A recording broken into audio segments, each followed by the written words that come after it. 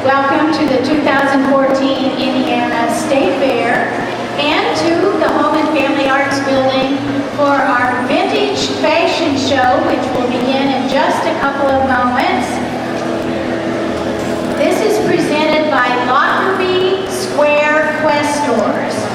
And this afternoon we will be seeing a show entitled The Way We Wore. This is a presentation of clothing from 1823 to 1960.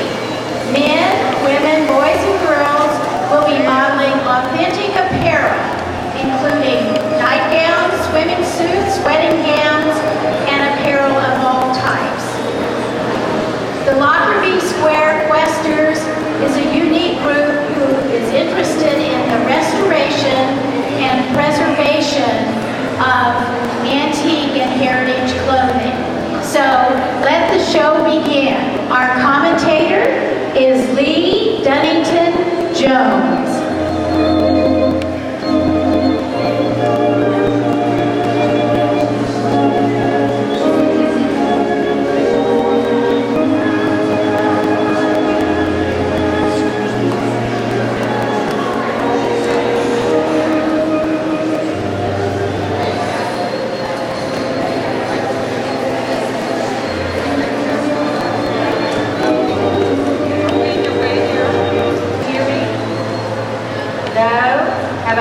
Can you hear me now?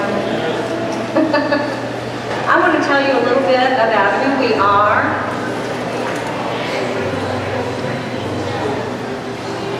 We are ladies from the Lockerbie Square Questors. Questors is an international organization dedicated to the restoration and preservation to preserve the past for future generations. Each year, Questors International gives 2 scholarships to Columbia University graduate students of architecture to study history and preservation of our nation's buildings and landmarks. In addition, we as a chapter contribute to various local restoration projects. Over the past 15 years, we have been able to contribute about $30,000 by doing these fashion shows to historic preservation in Indianapolis. 2 of the recipients for this money that we made have been James Whitcomb Riley Home and the Benjamin Harrison Home. Our aim is to research and preserve, and our motto is it's fun to search and a joy to find. Today you will see many Questor finds, but some clothing has been passed down from grandmother to granddaughter. These fashions will speak to us in the way we wore. Nightgowns and undergarments in the early part of the 1900s were very simply cut and made to be utilitarian, with little thought to style or ornamentation. But by the latter part of the century, women had discovered that undress could be as attractive as dress. With the new availability of the sewing machine, all kinds of tucks and frills and lace insertions could be made into the most practical of garments. What better way to start our show than with an array of beautiful nighttime ensembles? They may not be from Victoria's Secret, but they look lovely on our models. Are you ready to start your day? Kimmy? Never mind. Go ahead. Let's have the rest of our sleepy time girls. These are our little lady with the powder puff in her hand is wearing the earliest garment. Later on, towards the beginning of the 1900s, Shirley is carrying a candlestick and wearing a lace insertion cotton nightie. They all have their nightcaps, their little shawl to keep them warm. Thank you, ladies. Lovely.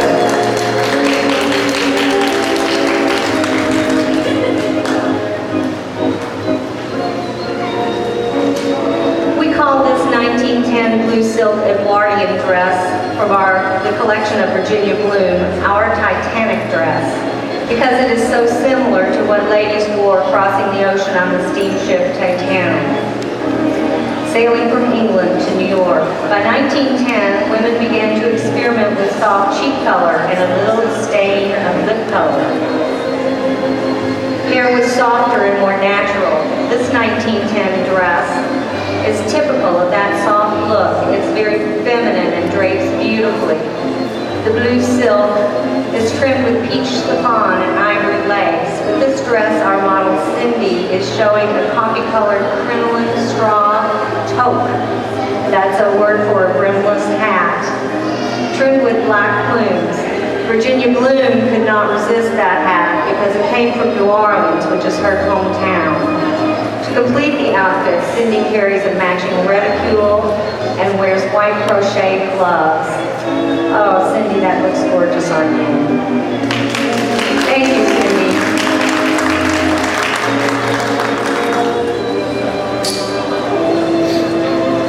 Here is Murph in a peach linen suit of about 1910. This is my script change, and Murph is going to model for me while I find it. 19.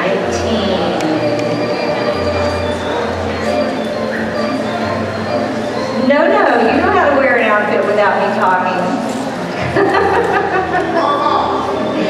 This long jacket and mother of pearl detail in the back was typical of 1910.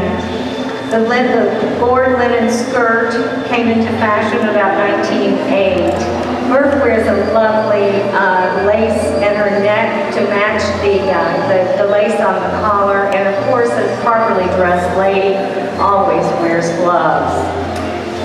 The beautiful hat is crinoline straw and peach silk with many, many kinds of silk artificial flowers on the brim.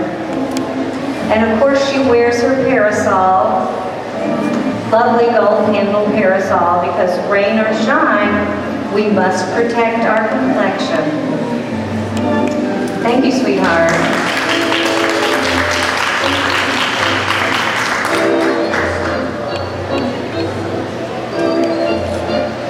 Sailor, okay. Hi, Stephen. Stephen has worked so hard this winter, and now that spring has come, he's wanted to shed his navy woolens for the summer outfit. White bell-bottom trousers and a white biddy and a white cap. A summer sailor. He's looking forward to sailing to exotic places and enjoying the friendships he's made on board the ship. Stephen hopes he can work hard and become an officer one day, and we feel sure he can. Anchors away, Stephen. Thank you.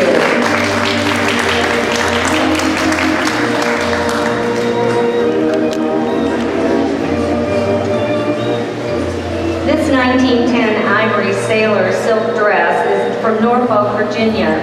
The label in the matching hat reads, "Tailored Hats, Phipps, London, Paris, Berlin, and New York." It still bears the original price tag, $10.50. This little hat cost $10.50 at a time when that amount would nearly pay a month's rent for a small family. Kimmy loves to wear this extravagant accessory to play badminton on weekends. She's participated in many contests. When we found the little racket, it had a card in it that read, "You're our champion, Harry, 'tis true, so we'll have to leave this racket to you." So fitting, because of course Kimmy takes no prisoners on the court. She's a mean, lean badminton queen. But if there's a pretty hat in the bargain, well, Katie barred the door. Thank you.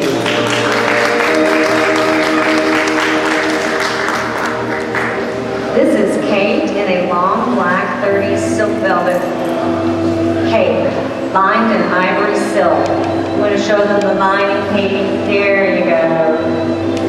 The cape has a little hood edged in fur to keep the winter snowflakes off her hair. Up until the late 30s, bias cutting was nowhere more evident than on the dance floor.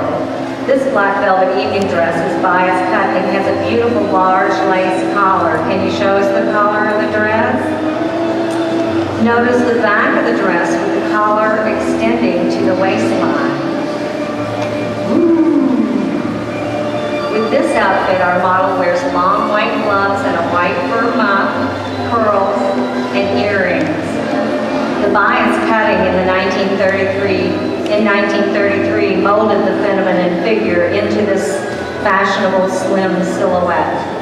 When Katie steps out on the dance floor, the stage line will be right behind her. Thanks, Katie.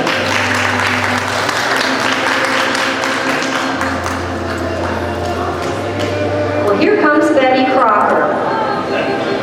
She may not really be Betty Crocker, but the next best thing. Our model Jenny is a State Fair Blue Ribbon winner, which she received for her delicious apple pie, using the recipe in Betty Crocker's first edition cookbook. Her little house dress is a red and white cotton print, protected by a red and white crossover apron. She carries her ever-ready rolling pin, which so far she hasn't had to use on her beloved husband. Even in the kitchen, our ladies of the 50s were fashionably coordinated. Notice her red shoes. Jenny could be Mrs. Cleaver or maybe Aunt B. Since few of our mothers worked outside the home in the 50s, home cooking was not just a necessity, but also a hobby. Trying to keep improving those recipes and keep on cooking those blue ribbon dishes, Jenny. Here comes Heather in a green 1898 flowered cotton dress, trimmed in narrow black ribbon. At that time, soft fabric was the vogue, and the train was intolerable in muddy weather, and so was discarded for the walking skirt. With this two-piece summer dress, Heather shows a deep-crowned green hat with ivory wings, small black empire fan, black beaded reticule, and a green parasol. A well-dressed lady from the gay 90s. Thank you, Heather.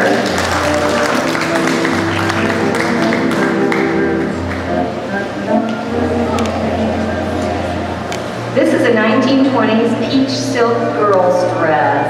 Girls wanted to look like their mothers in the 20s, so they copied the flapper style. Tegan is showing a little peach silk drop-waisted dress trimmed with dainty flowers, and she wears her proper gloves and carries a little mesh purse. On her head, she shows a typical flapper hat pulled down over her ears. What a lovely little girl. Are you going to a party, Tegan? No? Well, have a fun day. Thank you.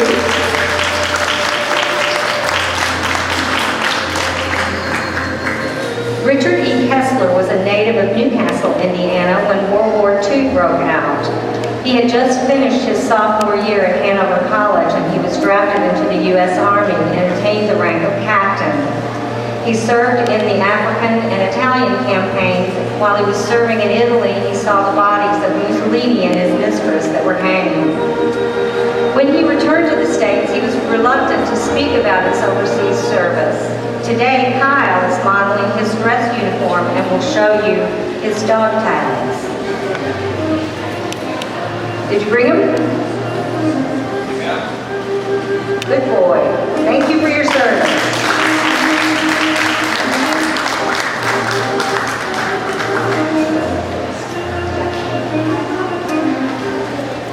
Here's our Jackie wearing a peach silk long dress with long gloves, an absolute must in the 1940s.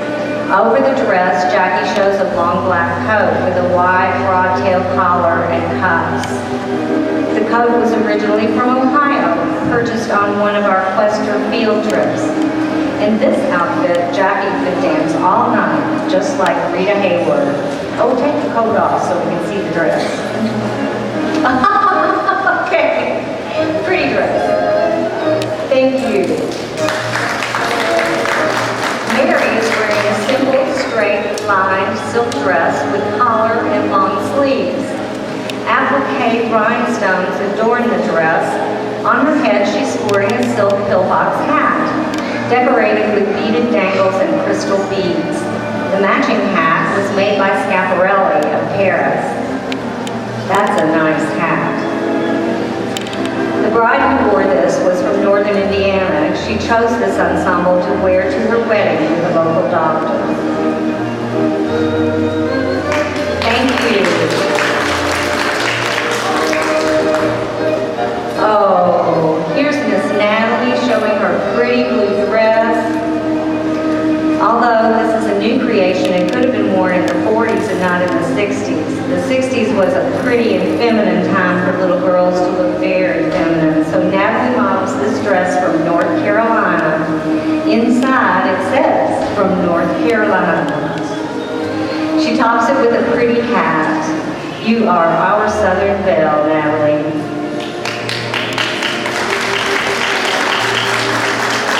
Good job. Thank you. Here is Jack modeling an antique Boy Scout uniform, not much unlike the uniforms of today. His pants and hat are different, but the shirt and tie and merit sash are just the same. Notice all of those merit badges. Jack, did you earn all those? Scouts are taught service to God and country and duty to all human beings. Jack exemplifies this and tries to do his good deed daily. No doubt he will be an Eagle Scout one day. Thanks, Jack.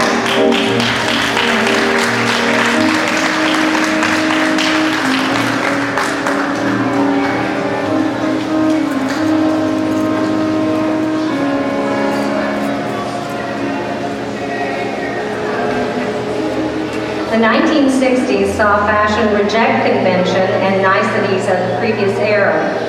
Prior to the British invasion in '64, 60s fashion was a continuation of the late 50s. But with the Beatles came a new and very different fashion influence. From London, the mod look spread around the world's fashion centers. Mary Quant popularized the swinging 60s look and etched the miniskirt into mainstream fashion. The idea of colorful stockings was new with the 60s with the shorter skirt. Usually seen in textures, patterns of glitter, tights were the perfect complement to your tiny mini skirt. Cindy?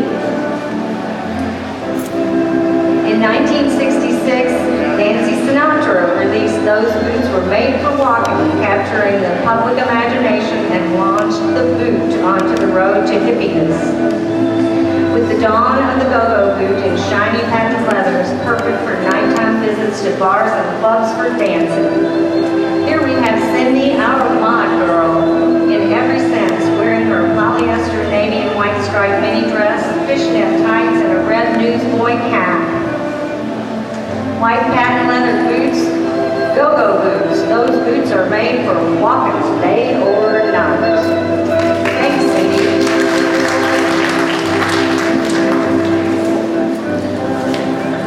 Laura is wearing a 1910 ladies' plaid walking suit, first worn by a Southern lady in New Orleans. This particular lady purchased her dress from V. Altman in New York, and probably wore it strolling up St. Charles Avenue. The hat is straw, with a brim wide enough to shade her face from the hot sun. Heaven forbid it could not have freckles. And her pink silk fan, she can stir up a little breeze. She also carries a green beaded purse. Oh, show the purse. Oh, exquisite. Those are like micro beads. Was purchased in Paris by the assistant to William H. Block. Thank you.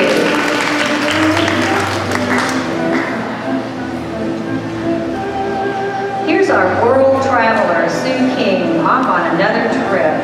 She's ready to sail on the QE1, dressed fashionably in her 40s suit and matching hat trimmed with leopard fur. She carries a leopard muff, black leather gloves, and a large brown traveling case with Cunard line tags, showing that she is traveling first class. She's a world traveler and she'll be off again soon. Do another pirouette. That's a great outfit. Bon voyage, Sue.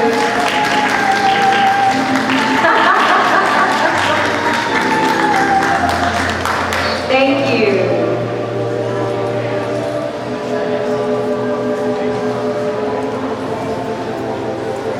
Stephen is showing us a jumpsuit worn by Navy pilots during the Vietnam War. This was the very lightest outfit for them and was easy to jump into. He took basic training at Great Lakes and went to Pensacola to take his pilot training. This is an unusual gift to have an actual jumpsuit from this era. So look it over closely, ladies and gentlemen. And you keep on flying, Stephen. Thank you.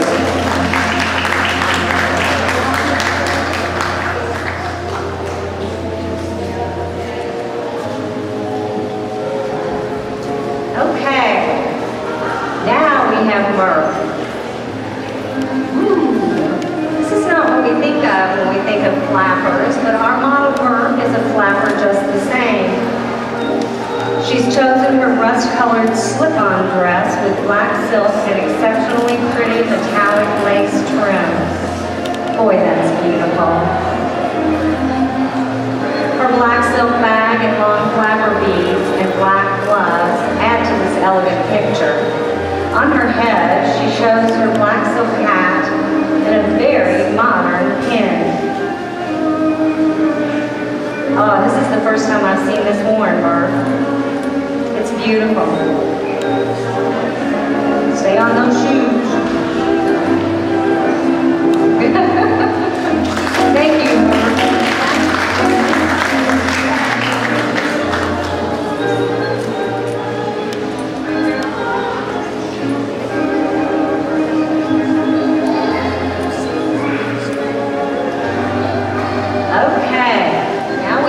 Shirley. Shirley is wearing a lovely example of an Edwardian lingerie dress with complex lace insertions.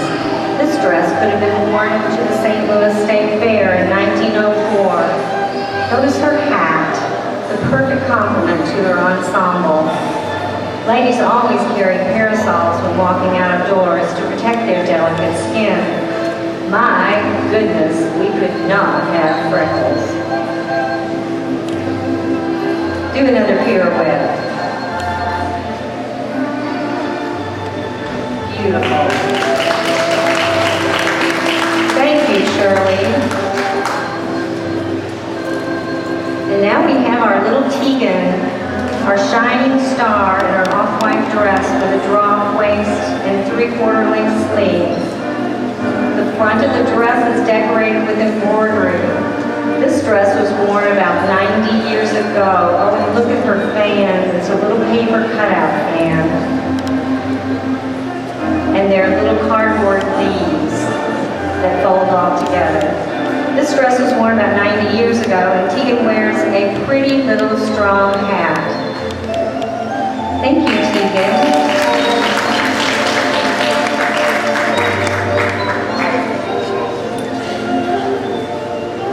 Our model Barb is wearing a 1929 black silk chiffon dress, which could have been worn to a wedding or a tea or a very special dinner date.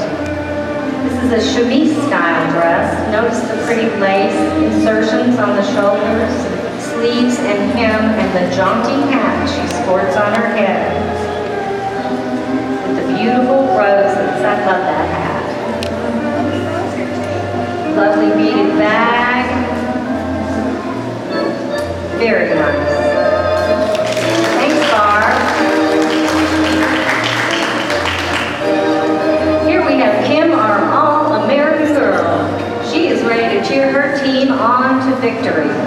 She's wearing a gray pleated skirt and burgundy leather sweater that Fred Bloom earned in Hanover College in 1938.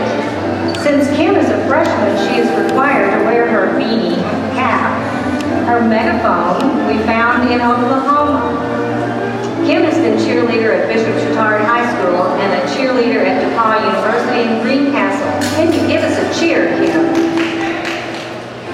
Black, gold, go, Tigers go! Black, gold, go, Tigers go! Let's hear it, black, gold, Go, Tigers, go! black, Go, go, Tigers, go!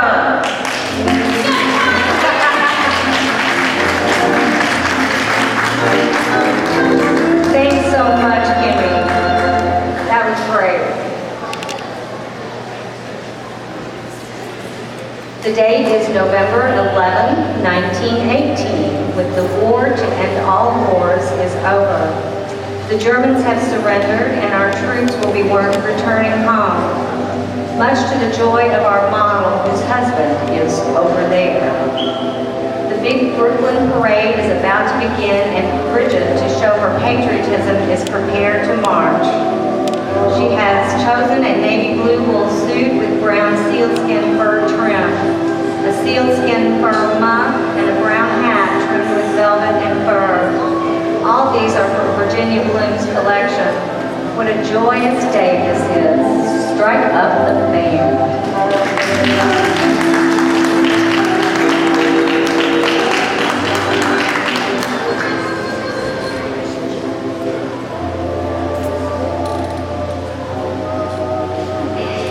Jenny, modeling a 1905 celadon green suit made in lightweight wool. The short bolero-style jacket features leg of mutton sleeves, a holdover from the gay 90s. The plain board skirt has small pleated details. Look at the details on the jacket, the little tiny buttons down the back seams and on the sleeve cuffs. These little fripperies serve as tiny clues that fashion is moving from severe styles of the early 90s to the more lavish, decorated styles of the Edwardian period. Soon garments will be ruffled, beaded, beribboned, buttoned, tasseled, trimmed, and fringed so as to make this tailored suit look absolutely plain. I can't imagine it looking plain. Especially worn by our Jenny. Thank you.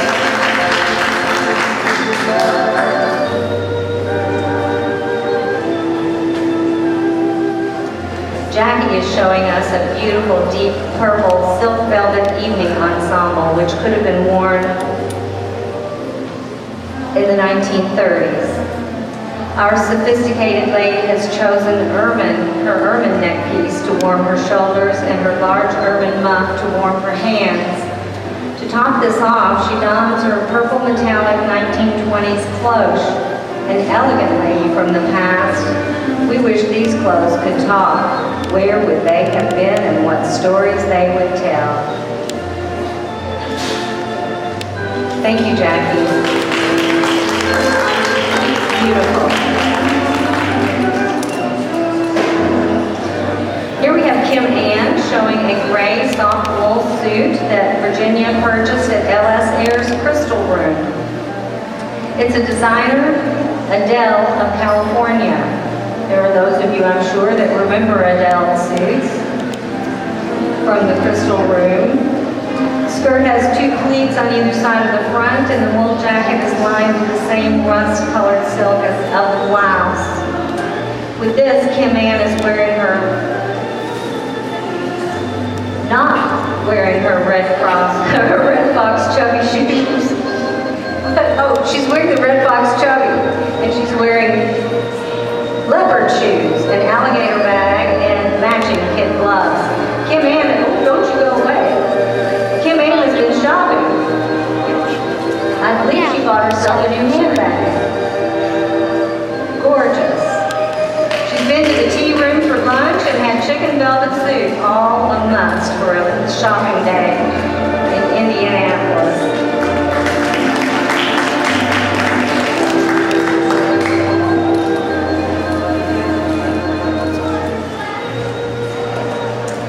Sweet 16 and never been kissed. Is that true, Hannah? She's not talking. Our model, Hannah, could be going to a dev party in her black velveteen from the 1960s. The empire waisted dress is complemented with a matching short Eton-style jacket and long sleeves. Her perky black tam complements the outfit, a very sophisticated outfit for a very sweet young lady. Have fun at the party, Hannah.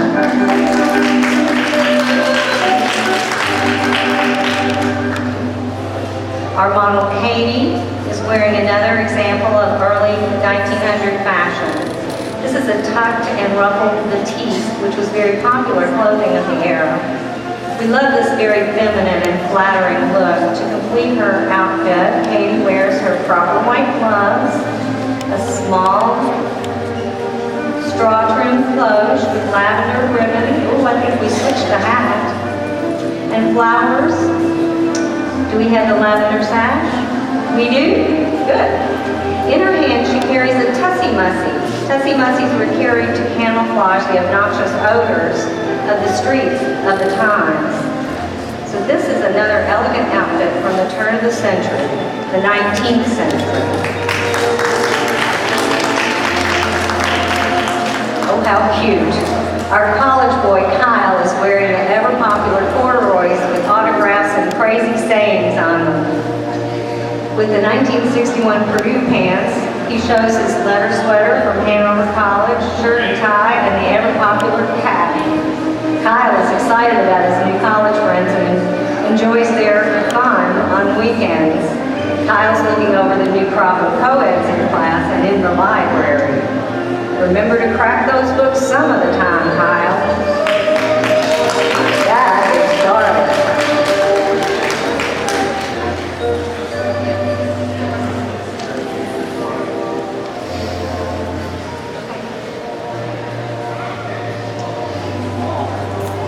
Natalie's going to Christmas at Grandma's. She's looking forward to Grandma's turkey and stuffing and cranberries in her famous pumpkin pie. But mostly she's looking forward to opening all those presents under the Christmas tree. She's wearing a green velvet dress with a white collar and a special gift she found under the tree. The white mink hat and a muff. She got that for Christmas. Wait a minute. Was Jack wearing what he got for Christmas? Okay. Thanks, Natalie. Merry Christmas. Here's Jack. He's not quite dressed for football, but almost. He's got his shoulder pads a la 1940s and his breeches of the same era. But we just snatched him out of the locker room the way he was. Just do a little turn, Jack, so we can see you. Got that little back protection at your waist and pants that lace up the front. Pretty cute. Thanks, Jack.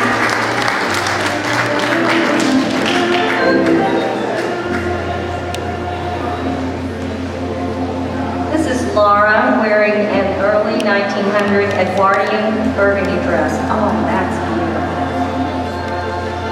The fabric is heavy silk, trimmed with velvet. By now the bustle has disappeared and clothing was less elaborate. With this gown, our model is wearing a stole. I think that's sealskin. Nope. Yeah, sealskin muff and an unworn cap shawl. The hat is black velvet with burgundy trim, a perfect complement for this outfit. The Victorian velvet purse serves two purposes. The upper compartment holds her essentials, but the lower compartment, did you bring the upper one first? Nope. Never mind. Here.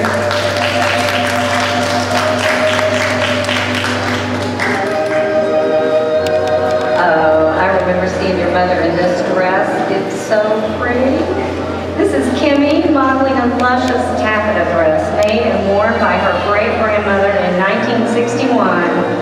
When she and her husband attended many formal dances at the Sahara Grotto Irvington. The dress fabric is multicolored and metallic stripe. The V-neck front and back is probably a revival of the pneumatic neckline so popular in the 1900s. Self-fabric collar enhances the neckline. Notice the long pointed flying panel at the back waist. It's a twirl. Oh, pretty. Wouldn't she be proud to know how well it has endured the test of time, and isn't it still fashionable today? Thank you.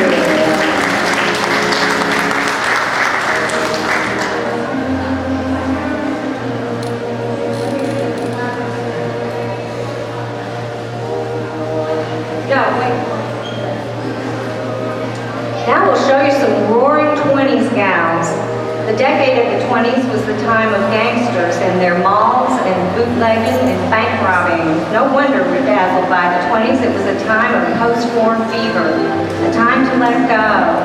Women bobbed their hair, did the frenzied Charleston, and listened to jazz. The evening clothes reflected that outlook. They were easy, they sparkled, they were a little bizarre. It was a time of great changes, and as the decade moved forward to its frantic close, economic barometers were predicting disaster, but for that time, the flappers were sensational. Bring on our flapper girls.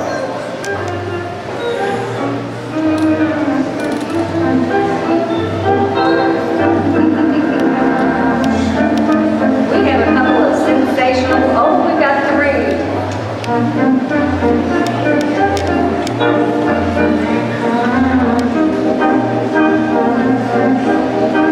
And they are ready to party down.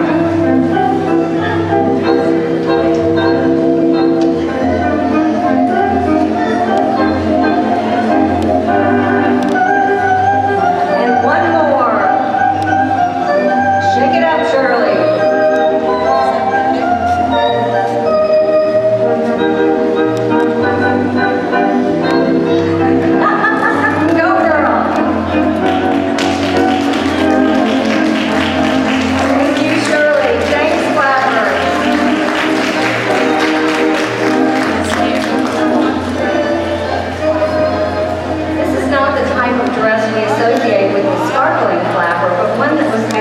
Prevalent for day wear in the 1920s. Our model Jamie could have worn this dress to church or a lecture or a ladies' luncheon. Although older women wore these fashions, sometimes with disastrous results, the emphasis was on youth and women's imagination. It was a look promoted by Coco Chanel, the French couturier who advocated simple, easy-fitting clothes. Jamie looks like one of the Chanel models in her pale yellow silk, easy-fitting dress trimmed with green and yellow beads. The low-slung belt is fastened with a yellow pearl buckle. With this, Jamie wears a yellow straw hat with cabbage rose decorating it, and oh, of course, the ubiquitous leather gloves. The artificial flowers on the shoulder of the dress were very fashionable and considered smart in the 30s. We think Jamie looks just great.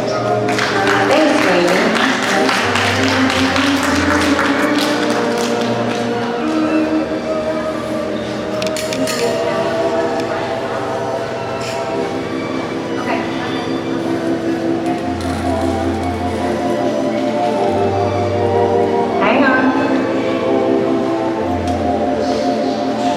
Glamorous black braid suit from the late 1930s was originally worn in Chicago by Mary Celery. Can't you just imagine the cocktail parties this suit has been to? Our model Herb is wearing a suit with attitude. We call this one the attitude suit. Give us some attitude. The jacket features a rat-notched fur collar, lots of unique tailoring. Notice the figure flattering the tail of the back pleating. The shoulders are lightly padded to give elegant silhouette. The dress is elegantly styled with modified bateau neckline. Are you going to take the jacket off? Zipper's broken. You can't take the jacket off.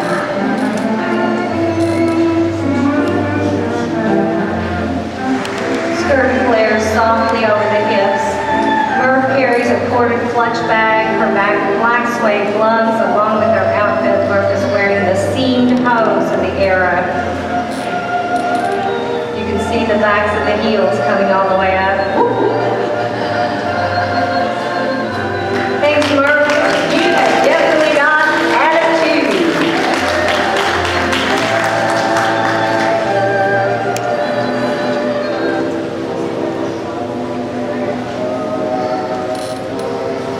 Okay. This is a Mac Senate bathing beauty. This suit may not make it to the cover of Sports Illustrated, but I assure you it was the height of fashion in its day. Jenny is showing off her swim gear from the early 1900s. Notice the heavy caramel-colored stockings. Ladies didn't let this abundance of clothing discourage them from wading and frolicking in the sand, but it's hard to imagine trying out for the swim team suited up like this. Jenny carries her bathing shoes, which of course she would not be without on the beach. I think the lifeguard has a crush on you, Jenny. There could be a wolf in those woolly swim trunks. Thanks.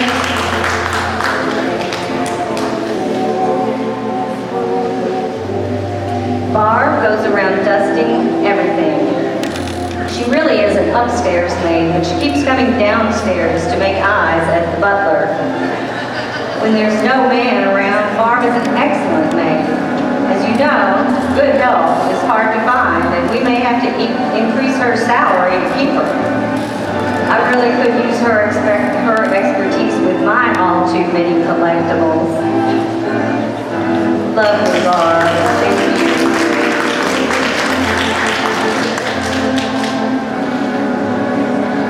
Our model Tegan could pass for Laura Ingalls in Little House on the Prairie, couldn't she?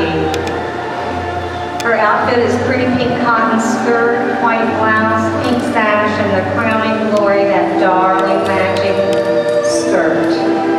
I'm sure the girl who wore this felt very pretty in it, but we're positive she couldn't have looked any prettier than our Tegan. Look at that little matching bonnet. And her little picnic basket purse. Do another little twirl, Tegan.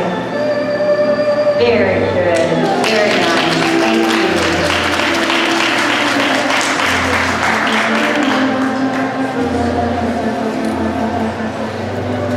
When the flapper appeared in her swinging flapper dress showing off her knees, the F. Scott Fitzgeralds of the time had to show off their physiques. Stephen is ready to do the Charleston in this ivory linen three-piece suit with patch pockets, which came from the Henry Ford estate in Michigan. Notice the jacket with its Norfolk back, so popular then. He shows his matching flat front cuffed pants with button fly. Everybody notice the button fly.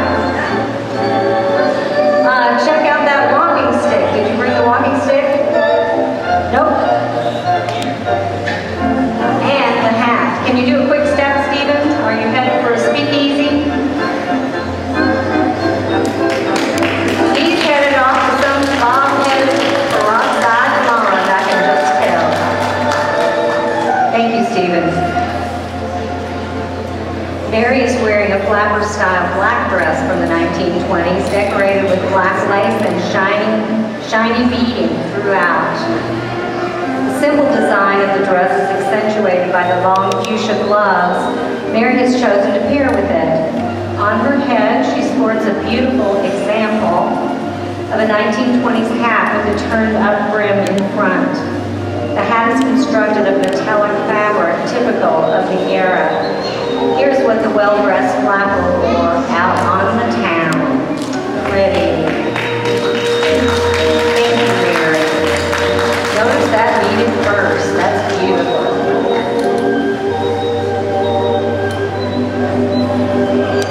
Here's Kim Ann again. Romantic look, showing us. This was inspired by Hollywood's attempt to divert attention from the Great Depression. with musicals and costume dramas and flowing dresses. There were glamorous movies that starred Jeanette MacDonald in Summertime, Greta Garbo as Camille, the ultra-sophisticated Wallace Moorfield Simpson, later the Duchess of Windsor, was also a trendsetter. Kim Ann is a pretty picture in her lavender island dress with grosgrain ribbon sash. With this, she wears a lovely, not red, straw hat. A lovely straw hat. Ladies of the 30s dress this way to attend church or go to luncheon or teas or for an evening dinner date. Unlike their predecessors, they did not have an outfit for every occasion. Because in the Depression, they had to be frugal, but as you can see by our Kim Ann, ladies still knew how to be fashionable. Thanks, Kim Ann. Here's our Jack as a young sailor who wants to travel the ocean blue. This is a soft, luscious fabric made with detachable dicky and sailor hat. Since the suit was worn by a boy from New Orleans, Virgie's hometown, she had to purchase it. Jackie looks so handsome in that outfit. Can you do a little turn for us? Very good. When you return to the good old USA, please tell us all about your adventures. Thanks, Jack. Stretch. Okay, well, we've seen a bathing suit, and I brought one to show. We have some difficulties in back getting the models all buttoned in to the next outfit. So I want to show you this. I was so excited when I found it.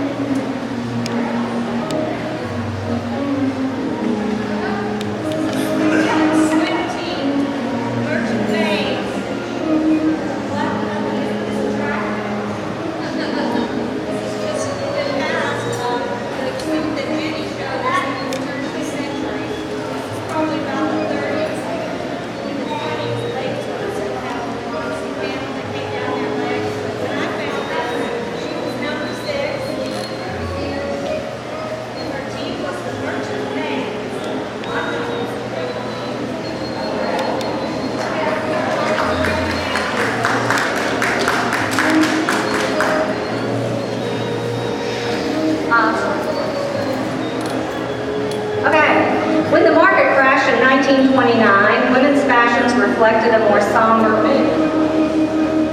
Hemlines fell almost immediately and ladies' clothing became less boyish and young and more curvy and sophisticated.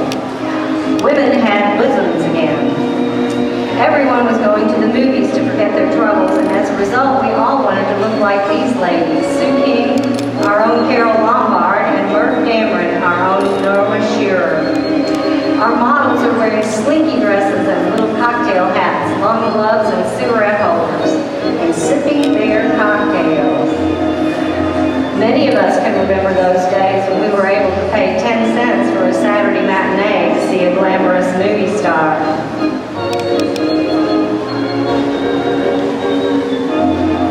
Great outfits. Just great.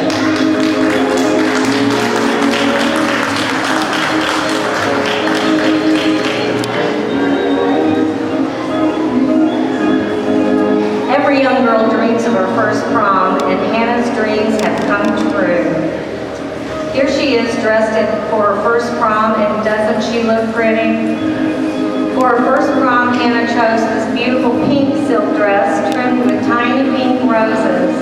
She's excited because the young man escorting her is the heartthrob of their class. Yesterday, she was climbing trees, but tonight she's a young debutante. Daddy's little girl is growing up. Thanks, Hannah. Katie, you're adorable in this outfit. She's wearing a pretty cotton lace shift, and to make the design stand out, she put it over a pale blue slip. On her head is a pretty natural straw hat with blue ribbon and flowers with a touch of purple.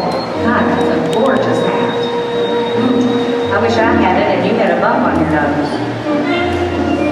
Thank you, Katie. We wish all young girls could look this feminine.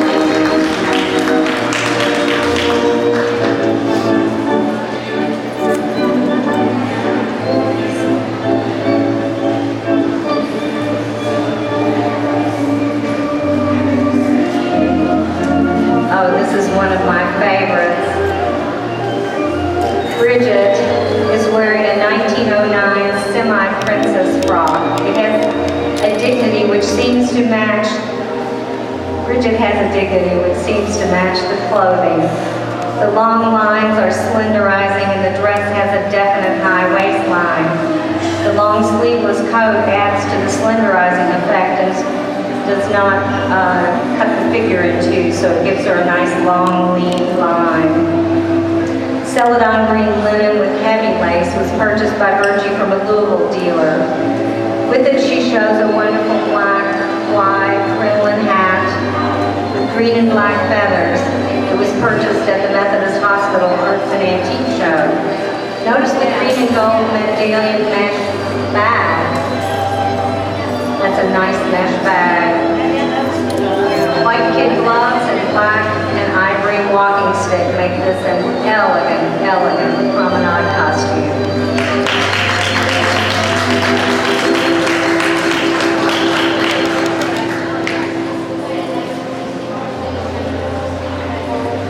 This is Jamie in a gown with decided chic. A summer dress of 1931, or it could be called a tea frock. The fabric is rosy chiffon over silk. The skirt falls below the knee. Jamie shows this with a straw hat that looks wonderful on her. Her gloves and purse finish the outfit, a very pretty girl of the 1930s. Thanks, Jamie.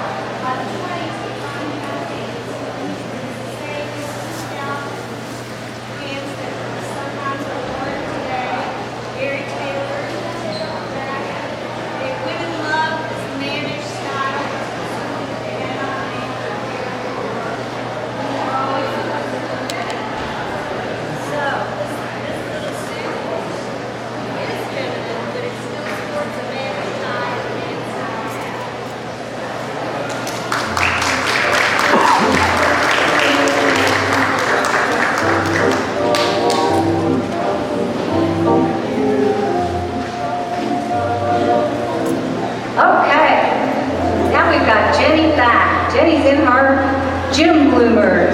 Gym bloomers and blouse worn by young ladies of good family attending Miss Agnes Thatcher's School for Girls. The bloomers have string instead of elastic in the legs and are of the not so flattering style that remained the norm for girls' activities for many more years than most of us would care to remember. I remember my gym suit, and I prefer that one. These becoming trousers had their origin in the mid-1800s when Amelia Bloomer tried to make them normal daytime wear for the middle and upper class lady, but alas, undergarments and exercise wear were all she could muster for most women until well into the 20s, but the Bloomer name lives on.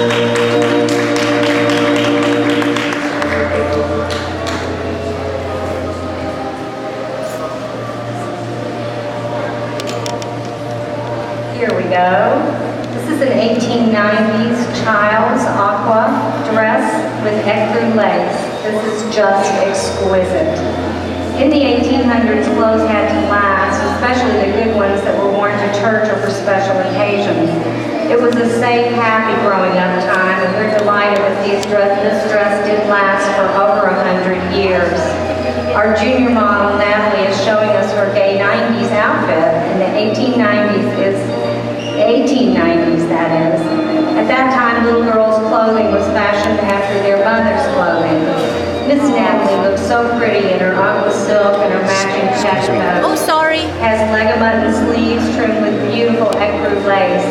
To complete her outfit, she wears an ivory lace straw hat and carries a German mesh bag. And today, she's carrying a little pink fan. and looks just lovely.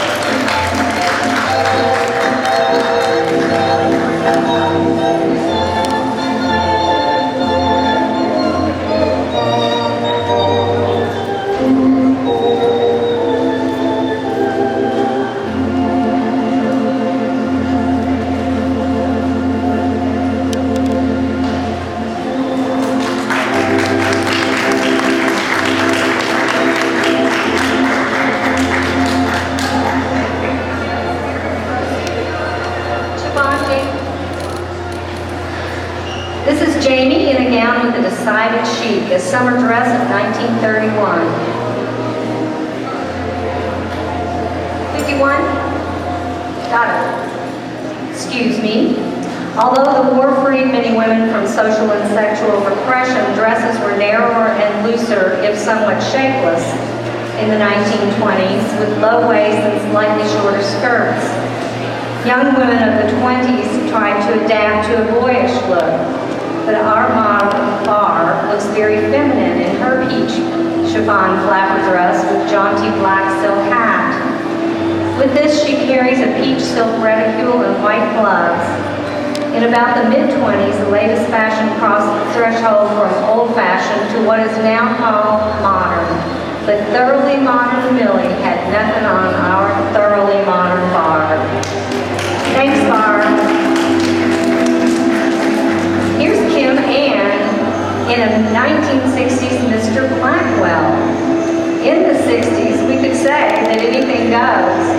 Women were dressing to amuse themselves, not to attract men. Paris had lost its grip. The fashion designer Mary Quant is credited with having created the Chelsea Girl and the Mini. Do any of you remember Mr. Blackwell? He was a dress designer who opened up a shop in Monument Circle in Indianapolis. This is an attention-getting dress of the 60s. Mr. Blackwell also published his list of the 10 worst-dressed women in the United States. Obviously, our model Kim Ann did not make that list.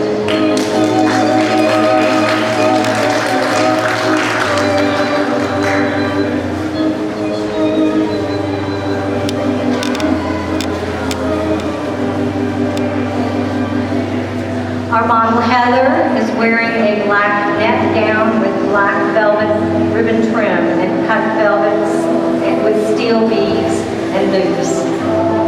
The skirt is trained with ribbon trim, frills, and ruffles. This outfit was purchased by Lisa Bonham, Heather's mother-in-law, to wear at a Questors National Convention in St. Louis. The hat she purchased in St. Louis, and she already had a carriage parasol. Today, Heather is happy to wear the dress worn by her mother-in-law, and you look lovely in it, and don't go away. I think this dress deserves another little run down the runway.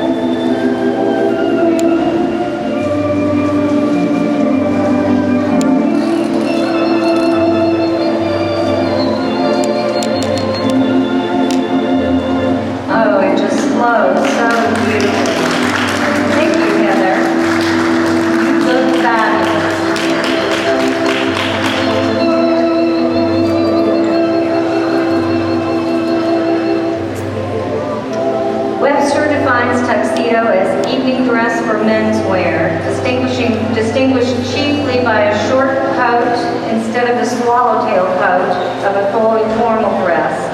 Kyle is wearing a tuxedo from the 1960s. A similar style is still worn today and makes many a man look handsome. Kyle is putting on his top hat and he's going out in style. Thanks, Kyle.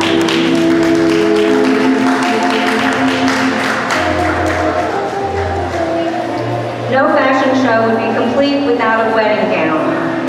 Our show includes 2 authentic antique or vintage wedding ensembles. Actually, the white gown and the veil with the orange blossoms was a Victorian invention. The gown was not meant to be put away after the wedding. It was meant to be used as a formal dress or an evening dress. Most wedding dresses of this era show much wear, indicating it did double duty after the wedding itself. Storing a dress wrapped in tissue paper inside a cedar chest was not the fate dresses of this era had been intended for. So we're going to show you two. First is the 1950s suit, wedding suit, and here comes the bride. Lovely Cindy, one of our longtime members.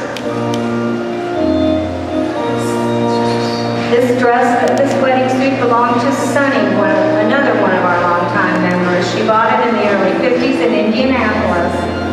Sunny was born in Holland and came to the States with her father as a toddler. She worked at Wasson's department store as a commercial artist, and her suit was purchased there at Wasson's.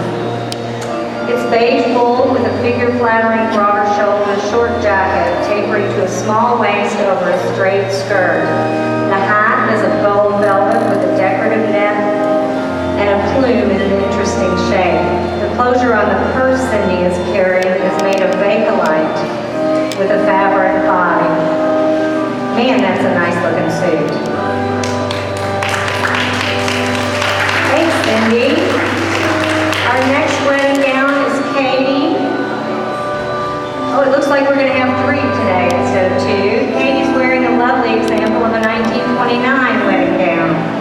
It's bias cut, made of slipper satin prevalent in the 20s. With it, she wears a little lace Eton jacket that she fastens in front over the shoulders and bust. On her head, she wears a little lace cap with a tiny veil hanging down the back.